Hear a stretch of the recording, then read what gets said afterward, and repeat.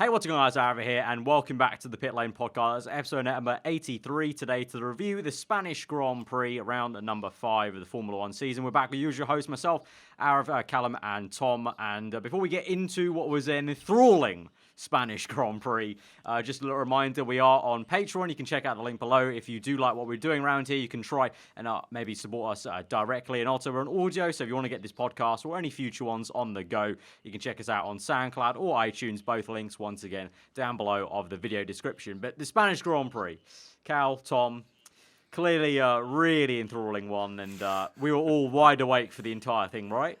Oh, of course. I love the nice bit of sarcasm to start us off. But yeah, I mean, to be fair, we've had quite a few good Grand Prix so far this season, so we were due a bit of a bore fest. And of all tracks you could predict, Spain, I think a lot of people were kind of raving about it on Twitter, that Spain's a good testing track, and that's about it, and that proved. But we did have a nice little bit of racing, a pretty hectic start, and a pretty significant change almost, and changing the pendulum in terms of the championship fight, with the Mercedes coming out on top. Lots of juicy stuff to talk about in terms of certain Pirelli tyres and how that came in, and a few Ferrari fans pointing fingers left, right and centre.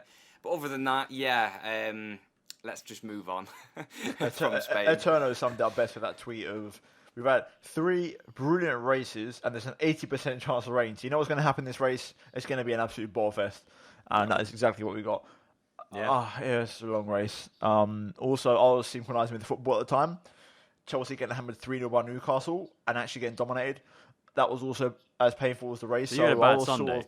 I was a bit of a miserable little Especially twat, because be you tweeted on Saturday and you were really looking forward to the race. Like, you thought it was set up to be an absolute blister, and I was looking at it like, it could be. But it was. But then, within 2 laps of the race, you could tell Hamilton's pulling away pretty damn fast. I think it's over. The weather conditions made it different for the tyres. Ferrari just seemed to have so much more pace on Saturday on the soft tyres compared to Saturday. Compared to Sunday. On Sunday, they literally just fell off the face of the earth. Surprise, surprise, Mercedes come out on top. Doesn't surprise me one bit. I said all the time, I still thought Mercedes were the fastest car. This confirmed it. And I think there's only one thing we can talk about this race, and that is the start, because that was the only highlight I can remember. Yeah, pretty much. I mean, my thing of this was the first race this season where my very negative prediction at the very start when we were doing our season predictions. You two kept it quite optimistic, I would say. I kind of maintained, I feel like Mercedes is going to slap everyone this year. They haven't so far until this weekend. I really think finally it kind of showed, especially with Hamilton. He just felt very connected with the car. But yeah, the start. Grosjean's having a bad, clearly, this season. He's having a stinker. I think it's his worst start to an F1 season ever. 5 races in a row. No point. My man is in trouble. Apart from 2012, in which he couldn't finish a race. But it wasn't a consistent at the very start 5 in a row. So yeah, this is let's talk through the incident before we get into maybe just Grosjean itself, because there's talking points about what's going to happen now. But that was a very odd incident. I don't know what you two made of not the spin, the half spin afterwards, but just the initial way he kind of lost the back end. I thought that was just very odd. How's that happened? Well, he was reacting to Magnussen, wasn't he? Because he had a little wobble in front, and those 2 drivers weren't the only 2. And Alonso also had a little wobble into turn 1. I think Sainz slid off the circuit as well, coming out of turn 2. So the tyres, in terms of warm up, clearly the drivers did not warm the tyres up quick enough, or the Pirellis just could not get warm up to temperature quick enough. But it was a bit of a melee into there, and surprisingly, I think obviously Van Dorn got hit with a penalty because he didn't respect the bollard, but it was quite clean actually. I thought the drivers did quite well. I think we were riding on board with one of the Saubers or one of the Toro Rossos, and he managed to get out of a nice bit of bother, it's probably Hartley that way. Yeah, it might have been Hartley because it was a bit mental. He did. But was it just me, or did you think that Grosjean's pin the throttle to the floor to see if he can try and get out of the way was one of the most stupidest things I think he could have done? Not really. The second phase was a bit weird. All time. Because I think if he locks on the brakes, he's still going to smoke everyone's vision anyway. So I don't think there's any difference in it. I feel like he should have just left it though, because I think he should have If you just leave it, yeah. But I think he should have done a Vettel 2012 Brazil. Just let the car roll and do its thing. Wherever it ends up, it ends up. But just let it roll and let people see, because that's what allowed like Alonso to get out of the way to the left, because he could clearly see where he was. But have you two seen the onboard Gasly and Hulkenberg? Like, yeah, they're just going into a smoke screen, and more so Gasly, because Hulkenberg almost gets away with it. Like, he gets hit on the rear end, but Gasly literally goes towards what he feels like is a free zone, and then the smoke just comes through, and you still don't know. You still feel like, oh, he can make it, and then bang, done. Yeah. I mean, it was just stupid. I just thought he didn't need to pin the throttle. Like, you don't. It's like it almost was like Grosjean uses smoke screen, and he literally couldn't see anything. I just thought it was a bit stupid of him to just floor the throttle and hope for the best, because the car was gone. There was no chance. Like, the tyres are cold. There's no way you're going to be able to recover from that. Just let it slide, and obviously someone still might have collected him, because it's still in the middle of the circuit and everything. But I don't know. I just thought it was so stupid of him to do that, and really fair play to Sirotkin, because he basically stopped whilst the smoke cleared over to the right hand side. He just thought, you know what, I'm not even going to floor it through here. I'm just going to tiptoe, and it paid off for him. For me, dog. I'm just gonna watch my step. There's not really much more to say, really, is there? It's just well, he got 3 I mean, it was pretty quick penalty, incident. I mean, yeah, there's nothing. It just Grosjean, unfortunately, and like now, moving on to the next part of the conversation, which is, do we think Grosjean? You know, he's been handed a little penalty for Monaco. I think 3 place, was it? 3 places. Yeah, 3 place. So that's gonna be tough for him. But you know, a lot of people are starting to question, like, is he going to be chucked out now if he just continues like this? He literally needs to step up now, and is his seat in danger? Not only at the end of the season, but maybe sooner than that. Do we think? When you've got Magnussen scoring P6s. No, and Magnussen's pretty much carrying the team at this point. He's done some stupid stuff this season as well, and being like too aggressive at some points, but he's pretty much carried the team this race, especially to equal the points they had last year. I don't think there's nothing in that, to be honest. I think Grosjean's been unlucky. He should have at least 10 points on the board from Australia, which wasn't his fault. So, I feel like that's kind of equal with K-Mag. So if you factor that out, kind of but what I'm saying is what's putting Grosjean in the spotlight is the fact he's got 0 points. If he didn't have the 0, I don't think people would look at it as much. I think it's just the fact he's got none. For sure, he's done himself no favours, but he's got to try and bounce back from it. You've got to have that sort of mental toughness and just that sort of character to want to sort of turn your season around. You have got to think about it though. Like, he put it in the gravel in FP2. He crashed. Obviously, he spun at the start of the race. He crashed in Baku. If that's a Verstappen, obviously people point fingers a lot quicker. Of being in the midfield team, people maybe look over it. People maybe accept it. But you've got to remember that this is Grosjean's first F1 races in 2009. You've got to remember that. Obviously, then he did have a little period off and then came back into 2012, which was a shambolic season. So 2013 was his first okay-ish season. Yeah. And that was 5-6 years ago. So I think it's fine. I think people are looking into it too much. You bring up Verstappen. I think Verstappen gets a lot of shit because he's looked under the same microscope Red Bull looked at Kvyat. So if you make 1 or 2 mistakes, you're in trouble. I think that's the sort of prejudgment people have, because Kvyat got sacked with only like 1 or 2 dodgy races. Yeah. Then Verstappen's going to be looked at the same way. Whereas with Grosjean, I don't think there's no reason to really panic. I think Haas have a really strong driver lineup, and if one driver doesn't perform, then the other one will. At the moment, obviously, Magnussen's doing the job, but I think they'll be fine. I'll shout Magnussen, dodgy driving, admittedly, but he's been impressive this season. He's been impressive this season. Yeah, I know, but I mean, this week wasn't as bad as we've seen this season. But when he's put it together, his head's down. He's quick, and he got a very good 6th place. But and more importantly, he is good with Hamilton, G. All right. Yeah, I saw that. That was a really. What was all that about? If you don't know what I'm talking about, basically Hamilton put an Instagram story. His last Instagram post was just him and K-Mag with someone else cropped out quite harshly. Random. It was him and K-Mag looking like they were like at some after party, and Hamilton's just got throwing up some hand signs, and the caption is "We good, my G" at Kevin Magnussen. I was like, okay, that's cool and all. Like, drivers hanging out, they do that, but like, why is he saying "we cool" like now, G? Like, did they have anything between them before? Like, it was a very random thing. What's interesting is no one really hangs around with Hamilton. Really. Well, yeah, he just buggers off after the race. Out of everyone you would have picked, would you pick Kevin Magnussen to be hanging out with Hamilton? I know, but Magnussen's acting very differently, obviously, on the driver's parade. He was sat on the outside that was of very the odd. bus. He's got some balls, to be honest. Could you imagine if he fell off? Like, oh my God, he's got some balls, I swear. That would be quite an entertainment show. Like, a driver fell off and had to run after the bus parade truck. Could you imagine? Very weird. That would have been the story of Spain. Would have given us more action in the entire race. So yeah, well, moving on. Would have been a bad thing. Yeah, I guess we should go team by team, really, especially with the Grand Prix like this. Maybe probably just the best way to go through it. So, Hamilton pretty much untouchable the entire race. Bottas just pulled through that one stop, really, kept his head down, and Merck kind of just, did their thing. Is there really much else to say apart from the whole tyre thing? But this confirms they are the fastest team, and I wasn't buying the BS.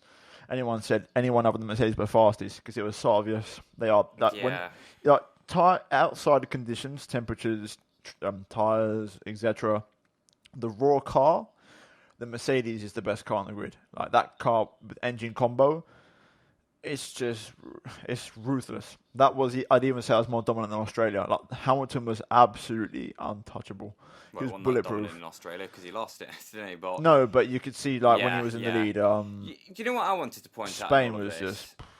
It's just the fact that how everyone's pointed to this idea about Pirelli, the change in Pirelli tyres going into Spain, has been just an obvious way to help Mercedes. Well, Mercedes obviously claiming. That Pirelli should change the tyres, Pirelli do that, and then they suddenly become the best the good car thing is, on the grid again. It's only for 3 races, so that's the only good point of for those 3, even if, let's play devil advocate, if it's only 3, but yeah, it's a weird argument from both sides, because what I can't get my head around is, a lot of people have pointed this out, that this season is kind of mirroring last season. Obviously, we could take back about the equation because that didn't factor in last season. But last year, Hamilton or Mercedes, let's just say Mercedes were the fastest in Australia last year. Then they dipped, just like this season. And then it was in Spain where they stepped back up again. And it's exactly the same this year. And I feel like people need to kind of realise that it's obviously the warmer track temperatures, which were in Australia and now are in Spain. Well, that suits Mercedes. The type of corners, that suits Mercedes as well. But I can't really see the logic because it's not, obviously all of the upgrades probably, they like to downplay the Spain upgrades because they said, we won't be gaining 5 tenths. We may be gaining 2 or 3 tenths, but it won't be a lot. Yeah. But when people are coming out of accusations that the tyre change has helped them, I don't think it has.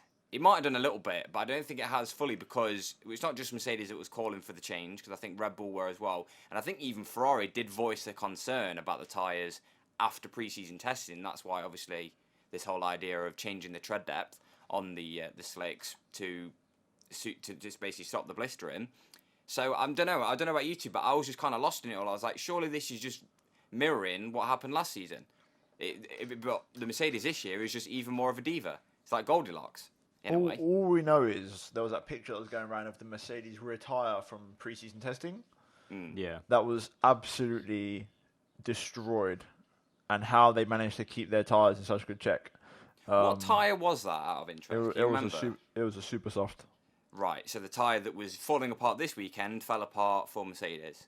But you could argue it wasn't really falling apart for Mercedes in qualifying others. That's obviously after a massive stint. That wouldn't have happened within 1 or 2 laps, probably. All I'm going to say is I think it's, and I know this is going to sound biased or whatever, but I think it's a bit suspicious on the same week. Like the tyre thing was dodgy, and you could argue it either way.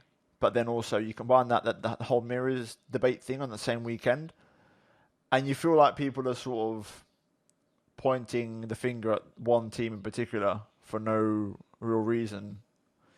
Like even with, I think there's some other mirror controversy earlier this season with how far ahead on the car they were or something, or how much they stuck out. Yeah, I remember something like that. Everyone's just pointing fingers at Ferrari at the minute, which is a bit odd to me. I don't understand why. It makes no sense to me. I don't know. The mirror thing. I don't think that's a big deal. I think that's like a classic F1 thing. No, but it's just we're finally getting a team to give Mercedes a genuine run for their money, and it's like people want to make that car be checked because it's getting too close to like the Mercedes. I don't know. I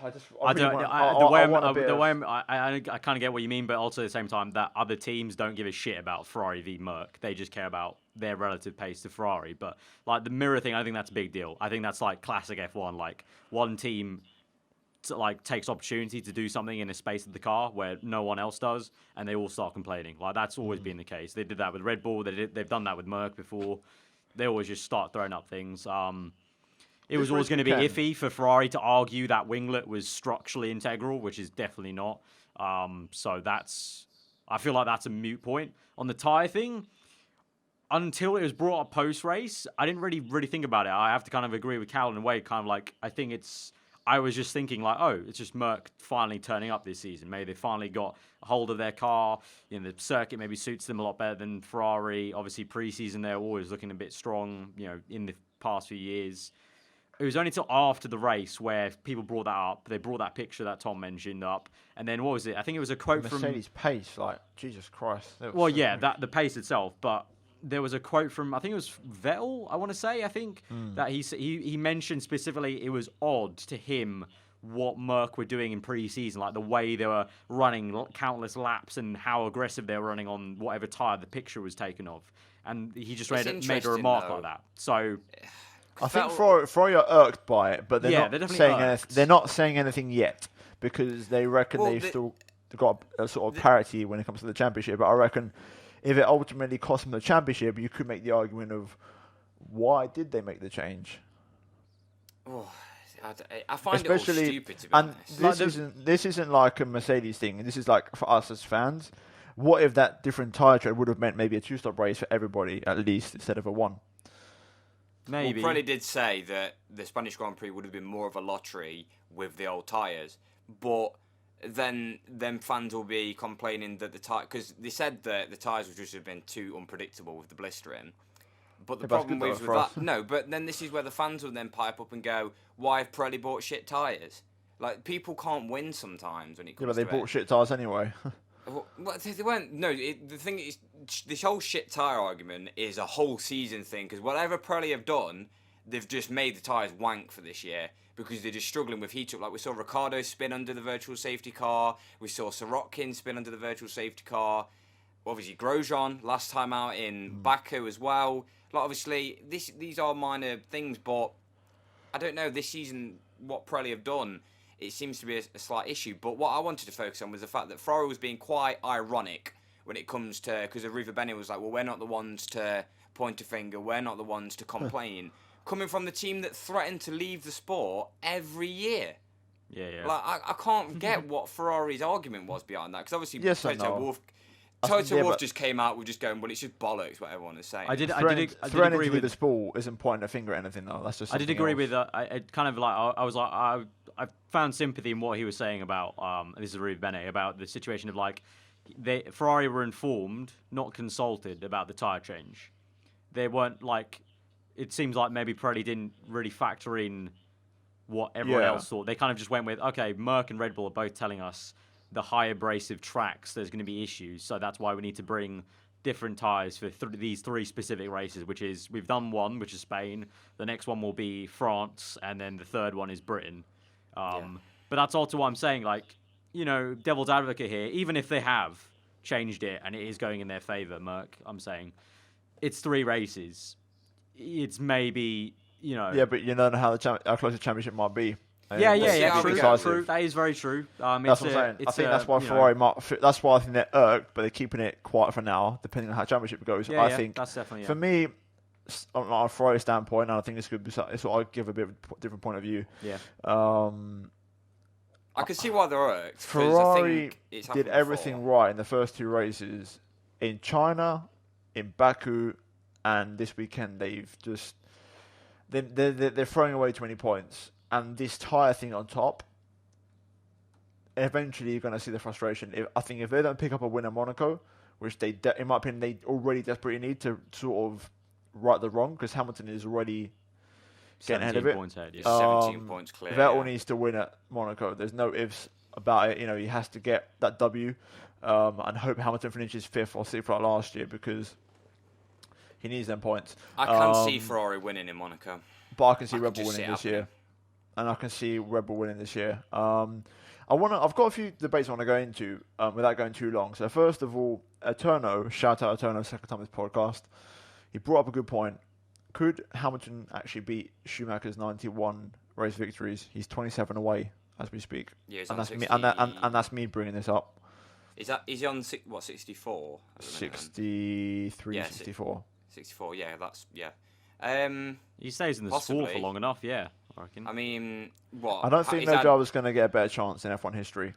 Unless the calendar gets expanded to 25 races. Yeah, I think, he's had 2 so far this season. I'm going to guesstimate he'll probably have about, I don't know, let's be real here, probably 9 or 10. Solid 10, yeah. The way I work it out is he has to have the best car on the grid until the reg change in 2021. So for 2018, 2019, 2020, he has to have the best car. If he has weekends like this, because I did want to comment on Hamilton's weekend, because I was going through motorsport.com because I was quite interested to see when Pirelli decided to change the tyres for Spain, and it was a very long time ago, because I scrolled way past back behind Baku, and I still couldn't find the article, so it was a very long time. And everyone was pointing out that Hamilton was in what's wrong with Hamilton this season, and obviously then he basically dominates the Spanish Grand Prix, and I was like, oh, he's back again. But if he has races like that, if he sticks out for 3 more races, mathematically 10 race wins a season, he'll be there. To be honest, I think, and this isn't to give him shit, but I think he's got a really good chance of it, and I think. Some of it's not down to him. I think the way we have 20 to 21 races every single season now is a massive benefit, especially when he's got the car he's got. If you consider when Schumacher did his record, at times it was like 15, 16 races a season.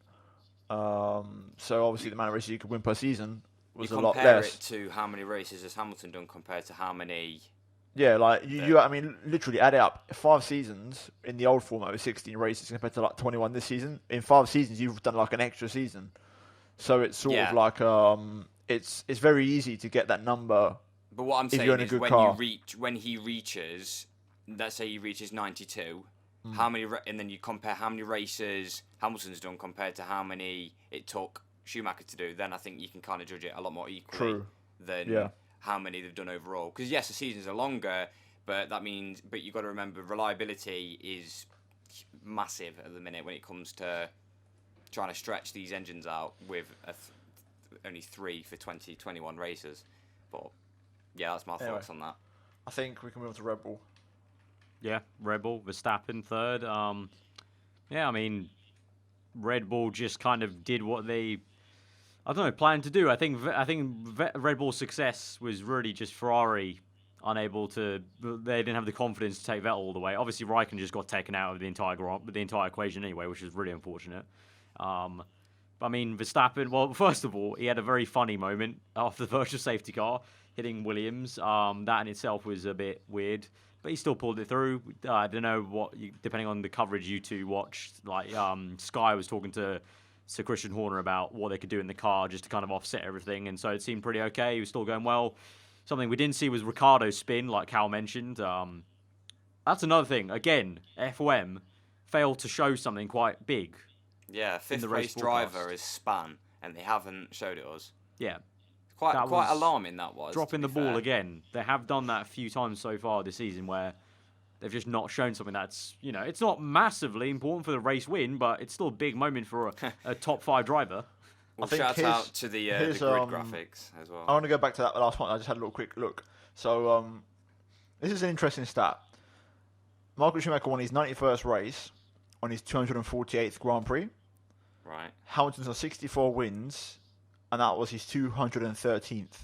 So, he is, quick math, he's 35 races from the 248, and he needs to get no chance. He needs to get. So that makes you realise, even with like the limited calendar and whatever, how and I say it, how people don't realise actually how impressive the 91 is. Especially, I think you really realise it when someone gets close.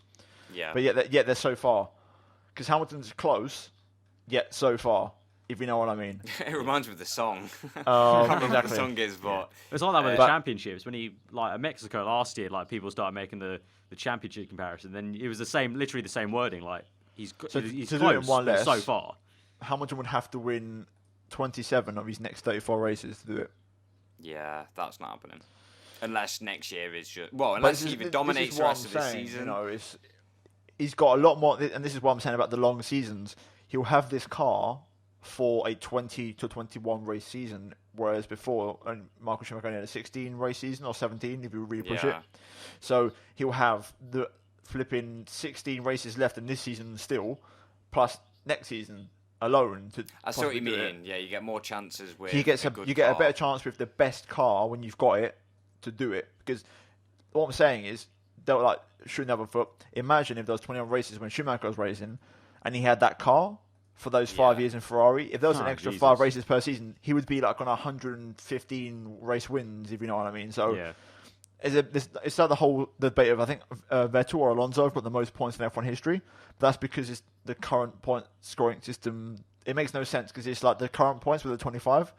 When Michael Schumacher, for example, raced most of the time when he had 9 points for a race win. Like, do you know what I mean? These stats sort of make sense.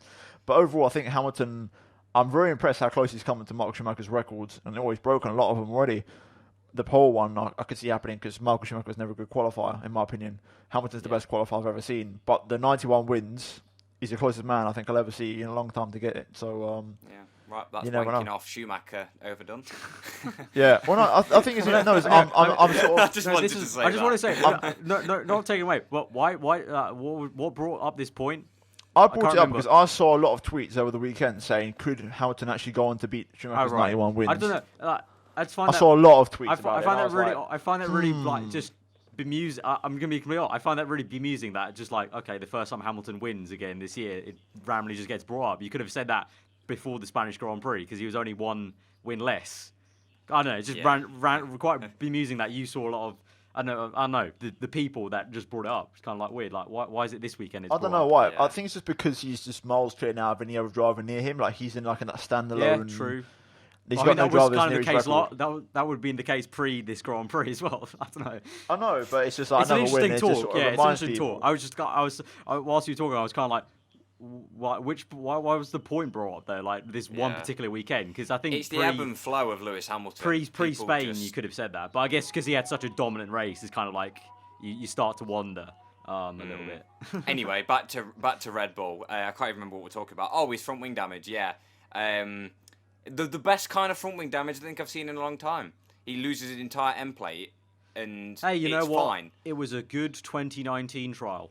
Yeah, I thought exactly what I thought as well, and no one else pointed it out. I thought this is just what a 2019 wing is going to kind of look like. Like it was half a 2019 wing. Yeah. Also, I want to say that's a message to co-masters. Yellow front wing damage means it's drivable. Yeah, that's true as well. For the next game, put that in. You know, it's important. Yeah. But to be fair play to Red Bull because they need to pick up the scraps because they have obviously after last weekend. Less said about that one the better. But fair play. I'm glad that we finally found out what happened to Ricciardo because I genuinely looked. I was like, how the hell is he like 20 seconds behind? Because I think a lot of people are saying that because he set like some really good lap times as well, like at the end, and it's kind of like, how is he still so far back then? Commentators are like, he's setting the new lap record of this. And you're like, yeah, but why is he so far behind Verstappen? Like, what actually happened? Yeah, very strange that one. Yeah. But other than that, I think they were quite hurt by qualifying. Yeah, this weekend for me was like, away from the Ricciardo win, like I said at Bahrain, and I jinxed it at Bahrain, but I'm gonna bring it back now. I said I kind of had enough of Red Bull saying they're on paper they're right there because they're not. And they picked up the scraps. But apart from Verstappen picking up that scrap of Vettel coming out behind him, they had a pretty quiet race. Obviously, qualifying didn't help them, but it's not a very quiet race. The fastest lap every single race. If he hadn't spun, there was that. Yeah. So the pace is there. Ricciardo was banging in a fast lap pretty much every other lap. That's like Kimi setting the fast lap at the end of a Grand Prix. It doesn't really matter if it's at the end of a Grand Prix. They're so like. I don't know. To be fair, it's the second race in a row. Red Bull seems to be very fast in the second part of the Grand Prix when absolutely nothing is happening. It's like the old Bottas, in a way. Yeah. It's the inverse of Ferrari from 2011. Do you remember they used to be pretty good at the start of the Grand Prix, and as they lost the fuel, they used to just go slower and slower.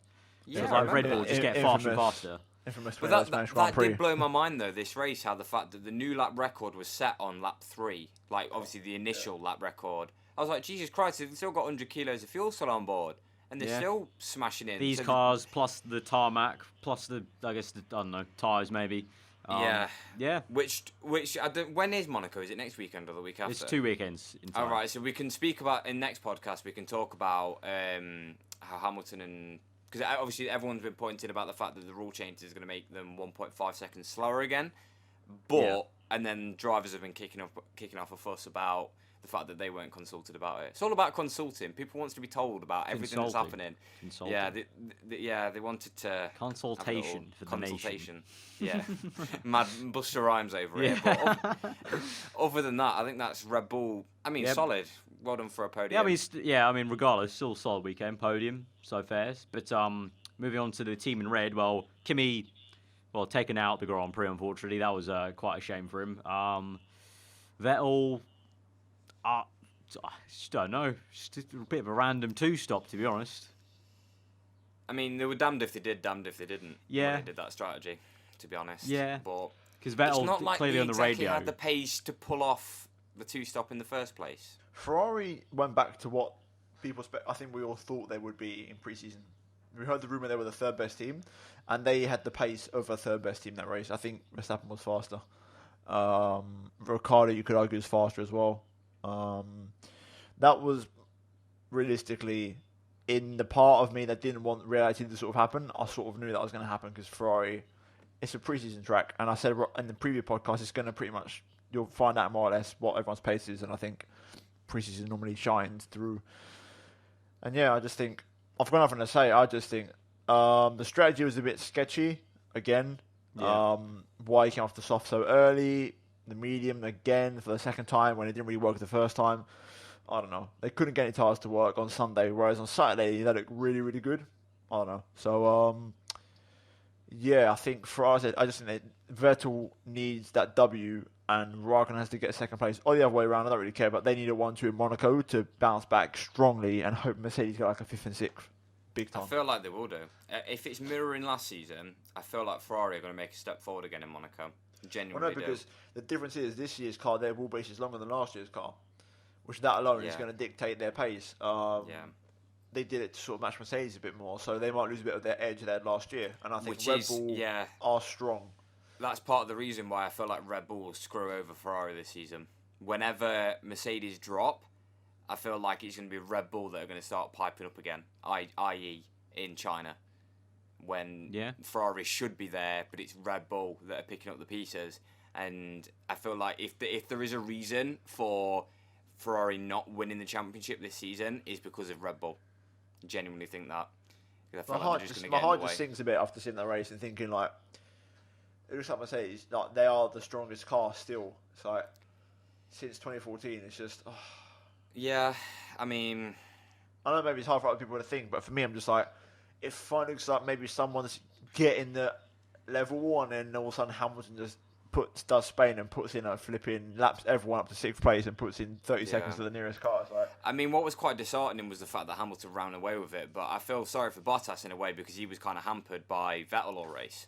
So he didn't really get to show what his pace was like because he was stuck behind sodding Vettel for over half the Grand Prix. So we were denied basically a race at the front, but... You know, it's going to be interesting. Like, obviously, we kind of predicted this going into Spain, but as the tracks differ, as the temperatures differ, and if we have a little bit of wet weather, which hopefully we do, because I was really disappointed not to see any wet weather. The tyre tread differs. Yeah, as the tyre tread differs, we might see differing results, but it's going to be hard to predict the next couple of races, definitely. I can tell you already, like Monaco, Ferrari might bounce back, but I know Hamilton's going to be straight back on top in Canada.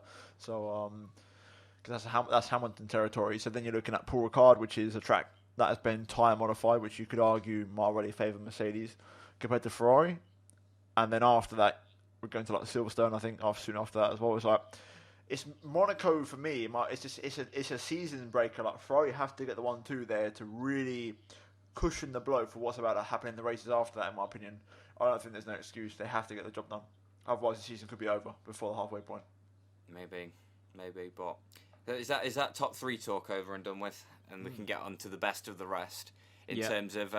We've spoke a little bit about Haas, but I think we could probably just wrap them up. Fair play Magnussen. With Magnussen, fair play to him. It is kind of bad that when he said 7th place was pole, you thought, oh, that's probably the reason why F1 is a little bit bad in respect. I think you tweeted out, didn't you? The gap realistically is actually so big between. Yeah, it's ridiculous. It's stupid. I thought it was bad back when. Do you remember 2011 or I think 2013? I can't remember which one. I think it was 2011 when Vettel had a really, really great weekend at Canada, and he literally lapped everyone up till 5th.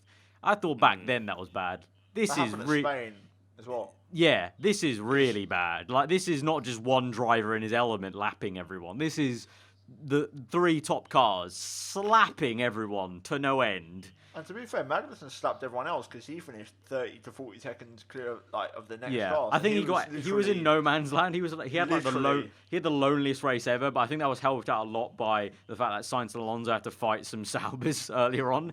But yeah, he had a very lonely Grand Prix, but that's again fair play to him to have a lonely Grand Prix like that because basically he deserved that 6th place. He basically just did the job at the start to keep everything clean and just got the maximum out of that car, which, like Cal said, was pretty much 6th place. Minus the Raikkonen, his pole position. It's basically a race win for him in the midfield. Oh. Which is terrible, to be fair. Yeah, it's terrible. Yeah, it is pretty awful. But yeah, fair play to him because he needed them points after. It's been a little bit bumpy recently, but he's starting to get in his element. He just needs to remove this Grosjean-esque sort of race combat and whatever. No, he's just thick-headed. Yeah, he's a bit stubborn. He's got a hint of Verstappen to him. No, in a way. Him and Verstappen have got the exact same genes. I don't know what it is, but they're both thick.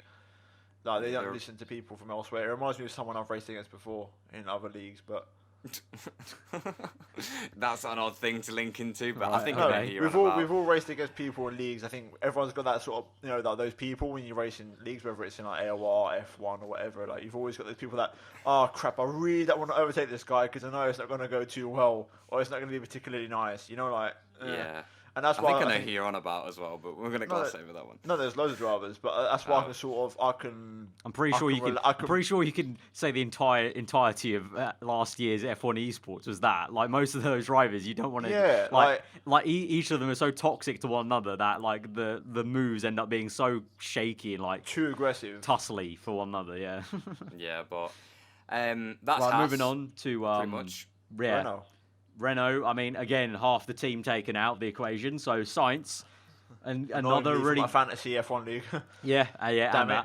Another Hulkenberg really was my turbo driver. Damn it. Yeah, so he was my special. Another really comfortable, confidence building weekend for him. I don't know. Not much else to say about him as well.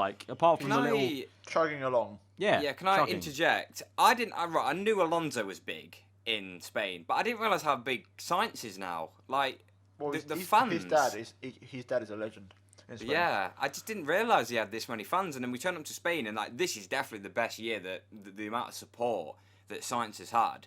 But I looked at the grandstand, I was like, bloody hell, it looks like there's more Sainz supporters than there is Alonso supporters in a way. But I think the Renault move helps for him to have that as well. Yeah, I think it buzzed it up a little bit more. But no, I like the branding definitely of Sainz. Definitely the last 3 years for sure. It's been more noticeable. There've been way more people showing up, not with Alonso gear, but also Sainz gear as well. So it's good for him. It's really good. And I like his branding. I do as well. The 55 works well with the whole yellow-black thing as well. Yeah, works well. But to finish ahead of Alonso is boyhood hero at home turf. Yeah, I mean I think he's going to be pretty damn happy after that Grand Prix. His future's a little bit uncertain. I know people have been throwing around whether or not he'll stay at Renault, whether or not he's got a Red Bull seat coming towards him. I feel like he's gonna be like Ricciardo. He's gonna be hot topic in the next couple of months because he's putting in the results. Ricciardo could go to Ferrari, and then Sainz goes to Red Bull. Then I'd say Van Dorn goes to Renault, and then Norris goes to McLaren, for example. It's all like a domino effect. Chess piece. Yeah, definitely. But I mean, it depends on how that first domino falls, really, with Ricciardo. But I mean, not much else to really say about Renault. I mean, Sainz's 7th place ahead of Alonso's 8th helped them get ahead of McLaren now in the constructors. So good. Just shame for Hulkenberg, 2 races in a row DNF. That's all. Yeah, Mr. Consistent P7 has not been so consistent. I literally put him as my fantasy. I put him in my fantasy team because I knew it'd be consistent. I think we all did. I think everyone did. and Turbo Driver as well. For me. And me and Arif did as well. I think we all did. But for God's sake, I think, especially because he was starting 20th, there was a lot of points on the board there. But I think the good thing. You're pretty much guaranteed now. You probably won't retire the next race because 2 in a row is pretty much. Yeah, but you say that. Honestly, you say that, and then he's not Grosjean. Don't worry. I'm sure he'll be fine. But that's not stopping other people from crashing into him. you know.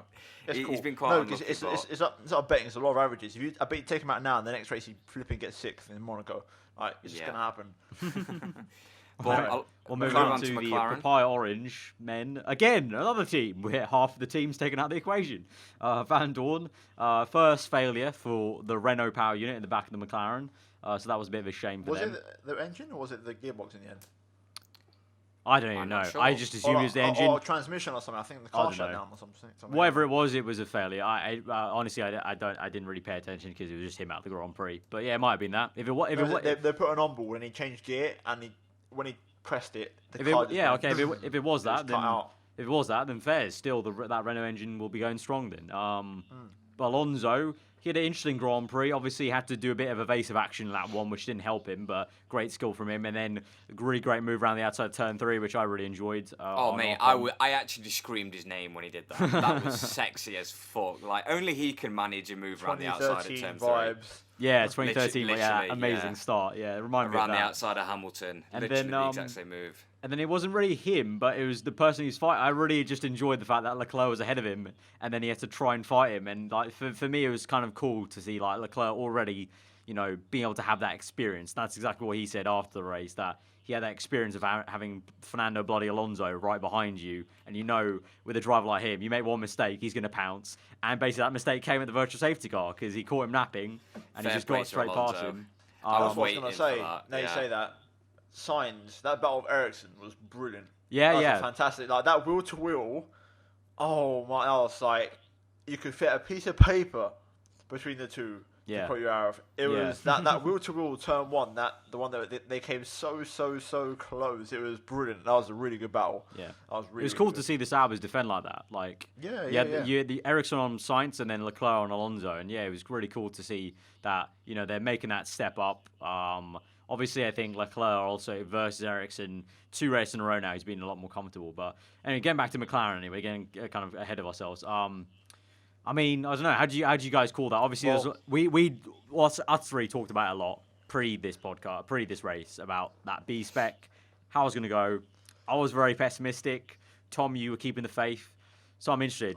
I think it worked. How do you assess that? I think they're pretty. To you two, can we ultimately call that a successful upgrade, like where they wanted it to be, or not? Obviously really? Not where they wanted it to be, no. But it did actually improve the car. I think they're on par with Renault, I'd say.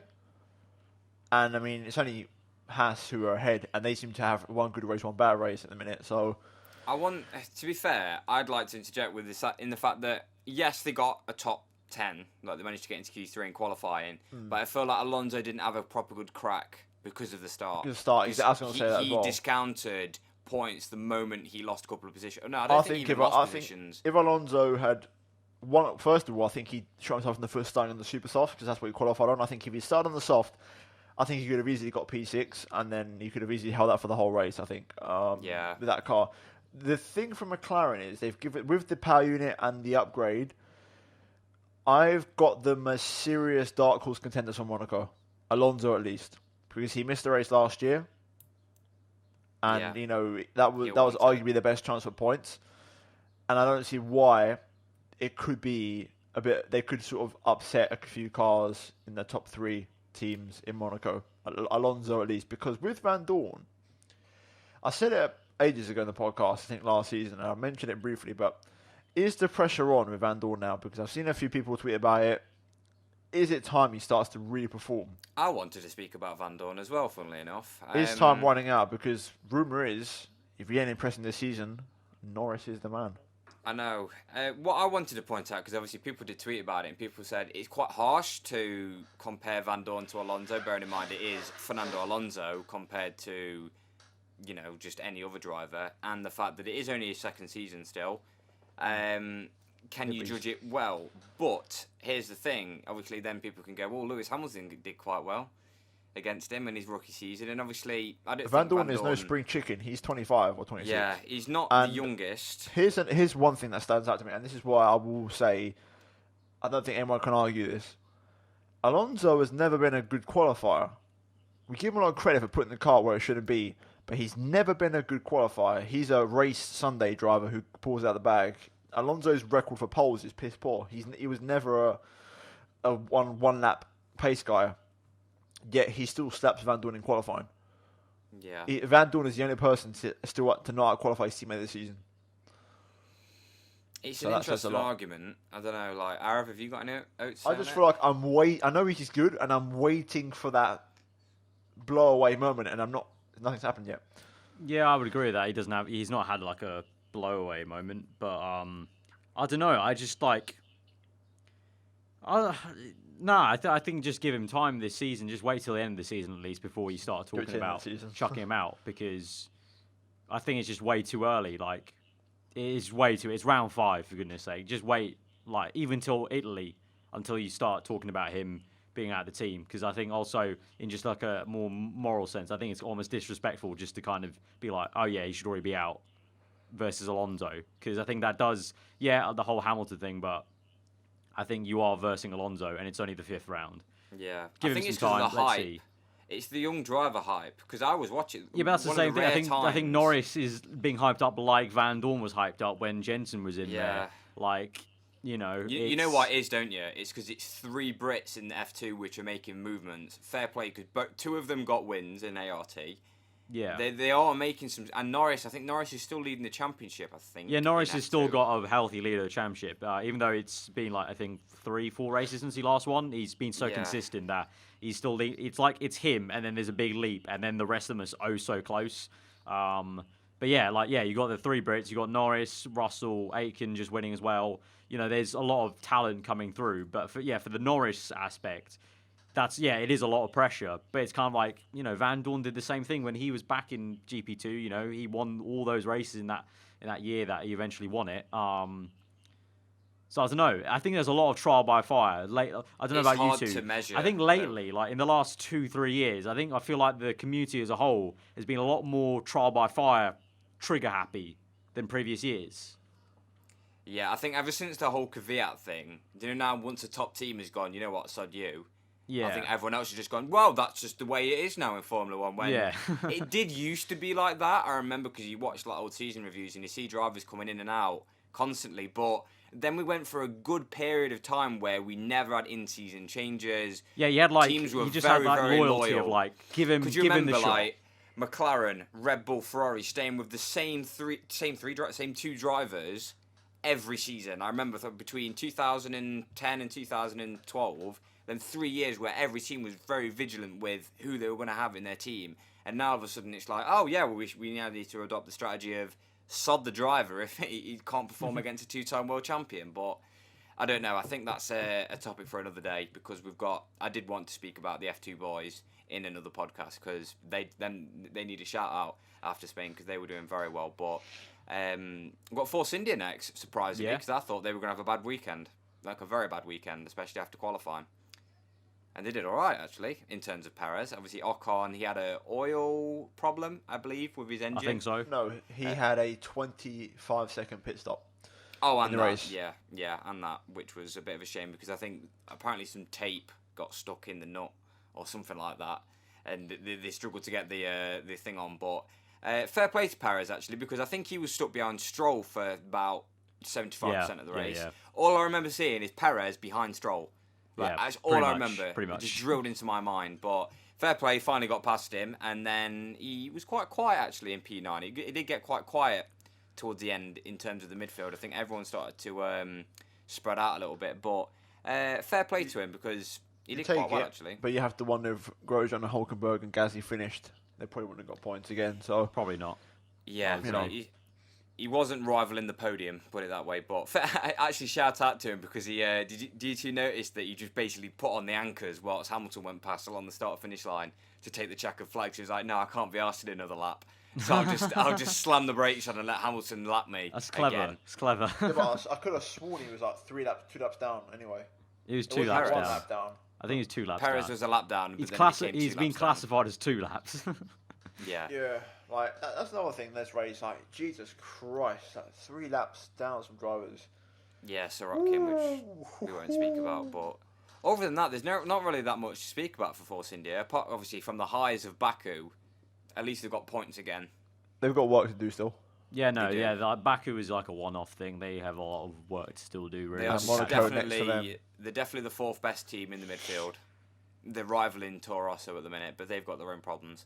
I think they've got separate issues which they seem to be struggling with in terms of drivers as well. But the next team, which I think we want to have a little rave about, is Sauber again, with Charles Leclerc getting 10th or getting points again for 2 races in a row. And I can't remember actually the last time Sauber got points 2 races on the trot. Must have been a very long time ago. Yeah. Well, Leclerc said himself, the strengths of that Sauber car are two strengths: fast in a straight line and good through slow corners. Yeah, I said that about Baku, yeah. You'd think Catalonia, that's going to be a no from me, dog. But you got a point. Once again, you could argue if others had finished, probably not. But still, you take it. Monaco could be interesting. I'm not going to write them off for a podium at all. Not podium, a top 10 at all. Because of, like you said, the car is well at slow speed. And you never know, that little home advantage, a little bit of psychological 1/10 might push them on. Yeah. You never know. And it's all about track position. If you just get one good qualifying up together, you know, the sky's the limit. So focus on qualifying, get it all hooked up in qualifying. He's been handy in that as well, last 2. So, yeah, it could be It's interesting that he's now performing on the tracks he's raced around. Very, very interesting. It's a comfort factor. I think people were really quite toxic towards how he was doing at Bahrain. I think it's just a case of, like, just wait for him to get comfy, man. He's a rookie. He's literally a rookie. Like, we're being harsh on Van Dorn. I think way more people being too harsh on Leclerc by Bahrain. Like, just let him have some time. These performances are what people expected from Van Dorn. Like, you can see now that 6th in Baku is like an eye-opening, like, whoa. You know, true. That's what I think people getting frustrated with Van Dorn. Also, I'm going to say Charles Ericsson because he hasn't been completely like blown away. He's still pretty good. Like, he got knocked down Q1, but like I said, that battle with Sainz held his own very well. You know, he's still giving a good account of himself, put it that way. You know, and he's also had his points contribute to the team as well. So it's not like he's on 0. Yeah, no. I don't think it's like for him. It's like any trouble Leclerc doing that twice in a row. I think like we said, solid still. You know, I think he's almost like the perfect kind of team player versus Leclerc because it's kind of like if he has an off day, Leclerc can get a confidence boost by beating him. And then on the days where Leclerc's not comfortable with the car or the track, Ericsson can still be there as a potential points winner maybe for Sauber. So I think it's a nice dynamic they've got. I like it. I think he can do big things at the minute. To be performing this early, which is quite ironic talking about Van Dorn, who got points on his debut. Let's see how he does for the rest of the season. He's picking up solid points. And Sauber are really doing bits. Like, they're doing bits that we thought were completely out of the question after last season. So now they've got a bit of a beefier engine. I think they can do a few more bits this season. But yeah, I think Ericsson's interesting because he always just does enough. I think we spoke about this before, but he's always just doing enough. He survived a lot of teammates, all right? Yeah, he survived a lot of teams as well. I think he's bounced between 3 different teams. But other than that, you know, solid weekend, more points for him, so fair play.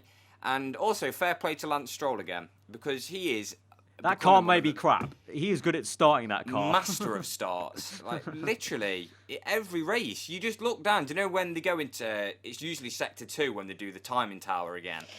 And you look at it and go, oh, right, okay, so, you know, Hamilton, Bottas, everyone through the top 10. And then there's always a Stroll in, like, 11th or 12th, even though he started on basically the back row of the grid. Like, fair play to him, because whatever he's doing, he just seems to be a master at the starts, unlike Sorokin, who, let's ignore. I think he maybe just understands his car as a mobile chicane and a bus, so he pelts it forward into turn 1, and then just tries to park it in front of everyone. No, it's interesting, Williams, because apparently their chief designer's walked out on them, who's been there since... he's been there for 12 years, and I thought, right, okay, so that dates back to, about 2006, and I thought, well, the car's never been good in them 12 years anyway, So it's not like it's a huge loss. Maybe not. Not to be quite harsh on them, but I mean, they clearly just got. Winning. They're in a very bad place at the moment. Like even Kubica was like berating them post race. I think.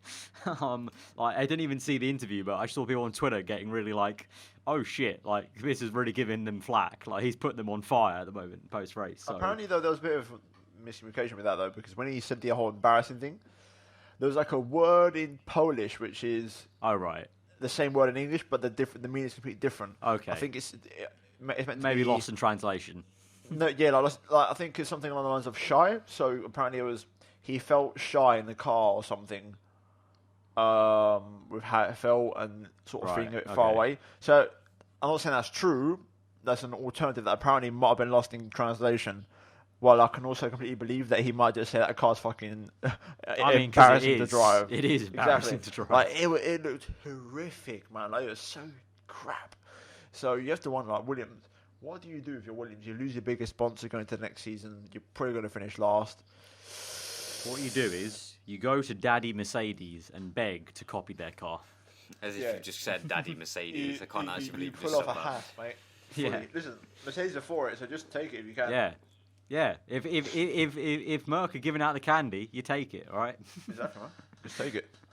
So I mean, there's nothing else to really say about them, and neither really Toro Rosso because Hartley, unfortunately, massive whack on the Saturday. The massive whack. I think that was actually this is a good segue because due to our Patreon thing, we have the ability for those of you who support us on Patreon at a certain level can ask us questions, and I think there was one question about the Toro Rosso, just like in general thoughts on that. Okay, so to do with Hartley. So yeah, let's go to the crash first of all. Pretty insane crash. Half the car split in two, which is mad. Doing as what it's supposed to. Testament. I think a lot of people are resonating with that phrase of like testament to just showing what these insane cars do in terms of safety levels of breaking in half and still protecting the driver. Yeah, and to be fair, like he apparently was injured in the race. He was talking to I think it was Natalie Pinkham or the other one. And he had like tape on his neck, so like he actually had to have some tape to actually help the straining out. So yeah, that was a pretty hefty hit he took. But on the note of Hartley, kind of as we segue onto the kind of end talk and other bits away from the Grand Prix, because Gasly got taken out. Unfortunate, can't really talk about him. But there were some like talks about Hartley after Monaco and looking on for the rest of the season. You know, there's been rumours about him maybe being kicked out by Helmut Marko. There's also been little murmurs about, you know, people like Pascal Wehrlein's name's been thrown up in the ring a few times. Do we, you know, is that due to any kind of bite into any of the rumours that Hartley might be on really, really thin ice like that? Like, he might be chucked out soon? I don't see why, if I'm quite honest. I feel like again, it's the media kind of blowing it up a little bit. Like, okay, maybe the rumours are true, and we know what Helmut Marko is a bit like, but they don't have anyone to turn to. But interestingly, before we start this part, Jake Dennis, former GP3 front runner, they called him, not champion, so he didn't win the champion ever, and he did Formula 3 as well. He's been called up to do the Red Bull test in Barcelona, I want to say. Is it this week? And there is it another Barcelona? rumour going around. Apparently, Toro Rosso might dial up the phone and call a man like Pascal. That's quite an odd thing to do. Stick him on the Red Bull driver program. I mean, it would be obviously he'd jump at it in a heartbeat in terms of Wehrlein. So it would be great to see him back in. But I don't see why Hartley needs to be dropped anytime soon. He's had one crash. Okay, he kind of got in the way of Gasly in Baku. I think, you know, like you're saying about What's he done wrong? The whole Van Dorn thing or the Charlotte Leclerc being harsh. I think the Hartley one's really harsh. Like that guy. He hadn't even raised flipping single seat and open cockpit cars for like 5 years. Like, give this man a break, honestly. Yeah. That's what I'm saying. That's why I kind of brought up the point earlier. Like, I feel like for some reason the media and the community as a whole has just been so much more toxic about just dropping drivers and like just get them out. So much more in the last 3 years than it ever has been. And it's kind of like it's a really unhealthy culture of like just being like way too quick to judge drivers based off like 2-3 races. I don't know where it suddenly come from, to be honest. I do think it's just post Kvyat. And I agree even with thinking that. about Kvyat though, because obviously with all these mistakes that Verstappen's been making recently, and then Christian Horner coming out with, well, Vettel made mistakes. Where was the excuses then for Kvyat? Because I think Kvyat made just the similar sort of mistakes to what Vettel did. Like when I think back to Vettel 2010, I think of him T-boning Jenson Button. I think of him being a right mad arse when it came to the safety car or in Hungary, if you remember that one, where he threw it away. And I don't know, just a few things that popped into my head. I'm like, well, that's just as bad as what Kvyat did. So, I don't know. I think the philosophy's been a bit odd recently. And I think that's just it's been almost a domino effect. Everyone's like, oh, we must get rid of drivers straight away. Unless they're not Lewis Hamilton or a Vettel or an Alonso, you need to get rid of them straight away. Which, you know what, we can't be churning through drivers too quickly because as Red Bull has found out, the drivers can only come up to Formula 1 as quick as their age lets them. And obviously Verstappen was kind of a get out of jail free card because he kind of went against what everyone thought in terms of a 17-year-old being in Formula 1. But now with the FIA making it the minimum of 18, Red Bull have just churned through their driver program. And it's got to the point where they've got no one. They might as well put Christian Horner in the car because they haven't got anyone else to throw back to his racing days. Yeah, Adrian Newey at the end of the season. I'd like to shout out, mate. He's going to be driving the car and he's going to look out the cockpit like, okay, I can see what we need to fix here. What's brilliant about it all? Did you obviously? Well, I'm guessing Aarav, you watch Sky and the slight bit of friction between Brundle and Horner. I thought that was do. I thought that was really quite funny in a way. Like Horner just turned it on. Brundle was like, "So, smart pants, what do you want to do?"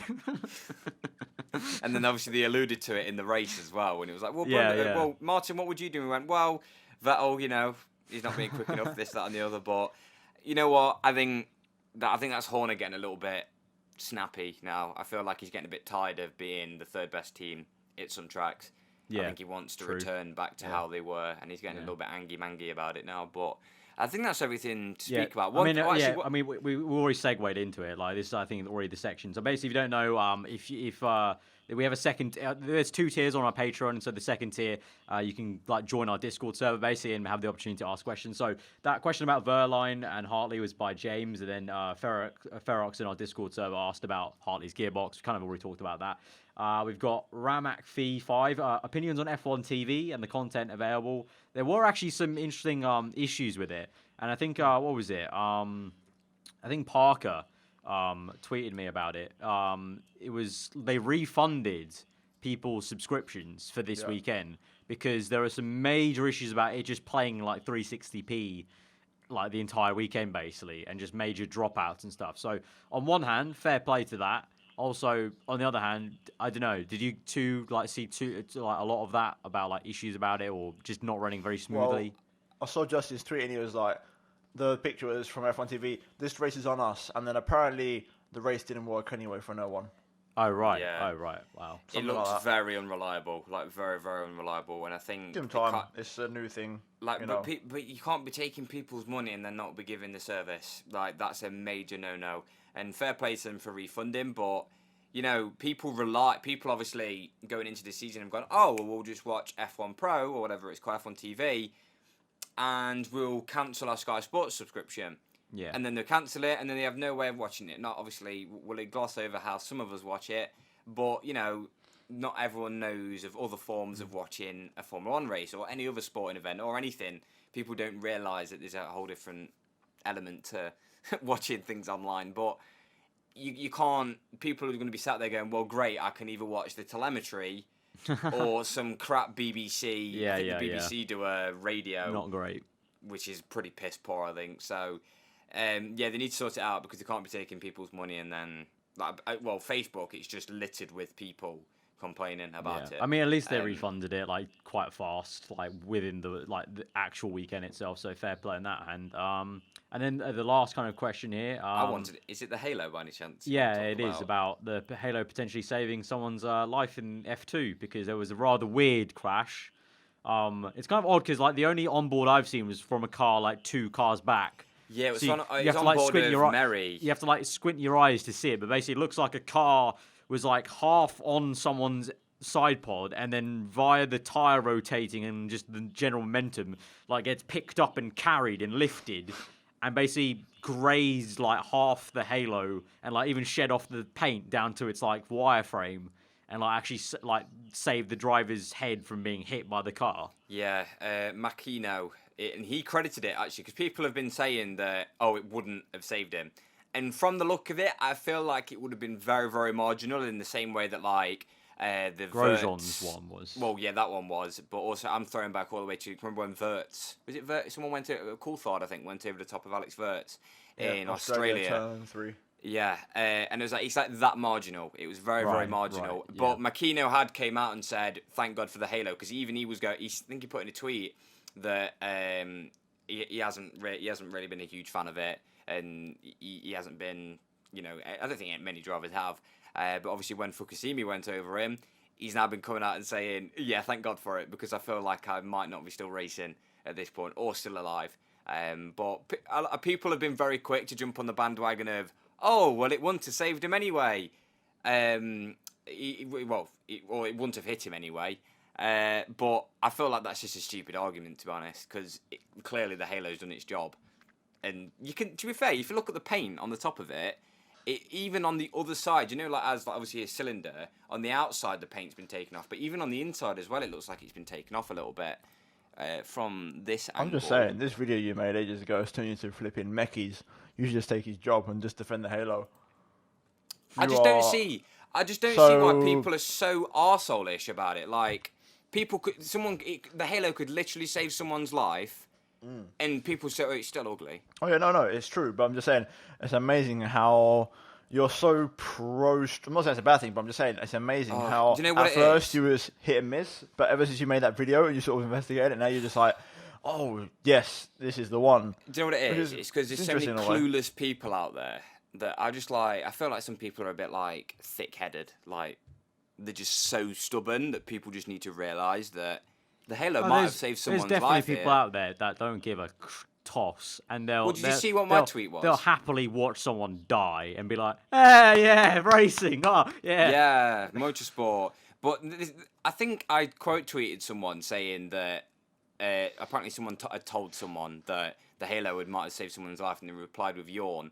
And then I was looking through the replies, and someone said, well, it's still ugly anyway, and I would have preferred him to die. And I thought, that is the level of toxicity that Formula One has got to, that I don't even want to negotiate with it. On this podcast, I think I did watch one of the 2016 podcasts, and I was like very hit and miss with it, like Tom said.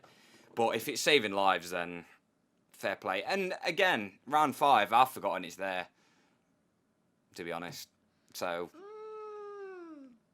that's Tom's inner Schumacher era coming out. Well, no, it's just F1. What it has been since its incarnation. That's not Schumacher era, that's just F1. I mean, people just need to grow up and realise that you can't be taking people's lives, as they say. Okay, that's a very debatable accent, but okay. Aero screaming up as. No, I'm not saying. No, I've never said that the halo is the optimal solution, but that's what I meant when I did make that video. I'm not saying no halo. I'm just saying copyright protection, cool, but. But if it's done its job, then we can all be happy in that regard. But I think, is that all the questions in the... Yeah, that is all the questions. Very somber note to end it. I mean, it's not really somber because no one died. I think it's positive. No one died, so it's a positive note. Yeah. But yeah, no, there's all the questions. So like kind of toward wrapping it up really. So yeah, thanks to all those guys who are posting our Discord server about those questions. And if you want to ask a question yourself, or help shape the podcast in some way by giving us a link to a topic or something like that, when there's maybe not a lot to talk about, some off race week podcast or whatever, then if you do have the means to, you can support us directly on Patreon, or even just, we're not even talking that much, like $1 will go a long way. Just all to adds up really. Obviously you might have noticed that Callum now has a much better mic, and that was a direct big support from the lovely people who support us on Patreon. So thank you very much. Big shout out to any of those guys who do support us on Patreon, because now Callum has much better audio quality and the mic, and we're People gonna still video coming soon. People still might not be agreeing what's coming out of my mouth, but at least you can hear it in a crisper quality. But yeah, we're gonna keep on pushing on to try and improve it where we can. You know, stuff like camera quality or lighting quality, etc., etc. But yeah, big thank you so far. I mean, us three, I think we've all been kind of impressed about how many so far have kind of signed up to kind of support us directly, and we really do appreciate it. And if any of you guys have been thinking about it, if you do have a spare $1 here, like literally just that much to spare, then it would go really actually quite a long way if it all adds up. But yeah, I mean, you can check us out on audio, on the go, like I mentioned at the very start, on the go, SoundCloud, iTunes. There was a bit of an issue with some publishing, like I mentioned, like the last 2 podcasts, but generally speaking, it's been really, really good, very positive to see how many of you guys are having us on the go on SoundCloud and iTunes. I know a lot of people keep talking about Spotify. We'll look into it. I'll just say it's a lot more of a faff than iTunes and SoundCloud ever is, because Spotify is generally not actually a place you think of for podcasts. Like, no one ever thinks about Spotify and then straight away podcasts. It's mainly usually SoundCloud and iTunes podcast app. But we'll look into it, but it is definitely a bit more of a faff. But if we can do it at some point this season, we will. But yeah, I mean, is there really anything else to discuss, guys, in terms of F1 related? I think that we pretty much gone through everything. We'll come back to next weekend for some more news in a week. News for the news of the week. But yeah, finally, if you want to, if you don't want to do it via Patreon, if you do want to try and get yourself like a nice racing share, you can also support us directly via GT Omega by using the code PitlaneF1. But pretty much that's going to be wrapping up 83 to review the Spanish Grand Prix and talk about some other F1 stuff. And like I said, we will see you guys next weekend for a off-race week podcast where we'll discuss any kind of news. I guess we'll kind of be going a bit more in-depth with the whole, like Callum said, a few drivers were saying some stuff about 2019. And then obviously, I'm sure there'll be some news before Monaco. Of course there will. Yeah, there will be, undoubtedly. So till then, guys, hope you enjoy the rest of your day, and we'll see you guys next time. Goodbye.